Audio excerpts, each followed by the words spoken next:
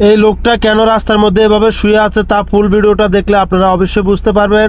ফুল ভিডিওটা দেখার জন্য অনুরোধ রইল।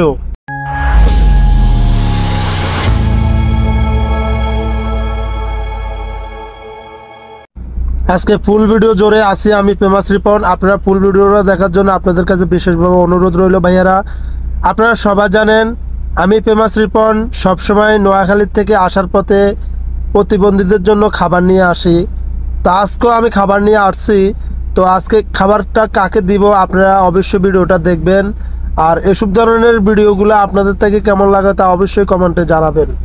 দেখেন ভাই, আমরা যখন পরিবহন নিয়ে গাড়ি নিয়ে বাইর হই বা যারা পরিবহন চালান, কভার ভ্যান চালান, সিএনজি চালান, আমাদের 1 মিনিটেরও ভরসা নাই।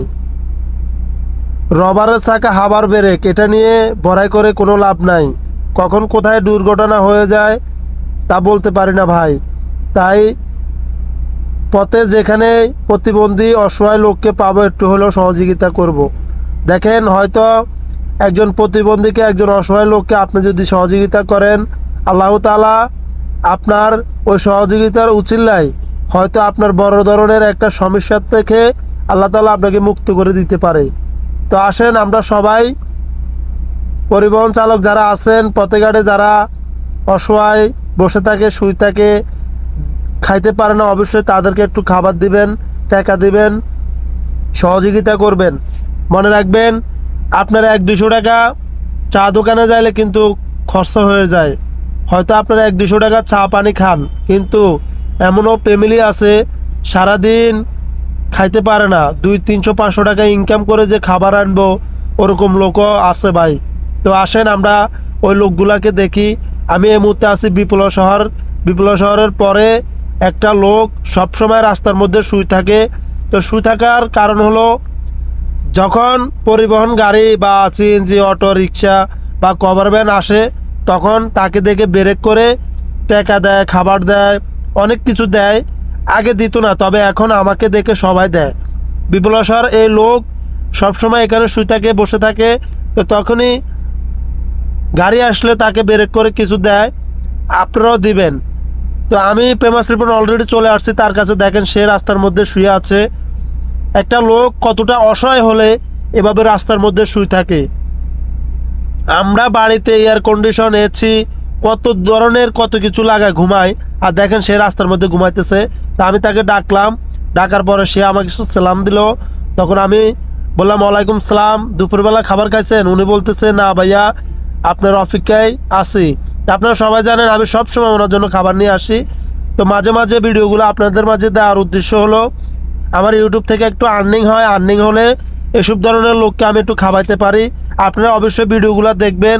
আর আপনি যদি নতুন হয়ে থাকেন আমার চ্যানেলটাকে একটু সাবস্ক্রাইব করে রাখবেন, যেন আমি আপনাদেরকে আরও ভালো ভালো ভিডিও উপহার দিতে পারি।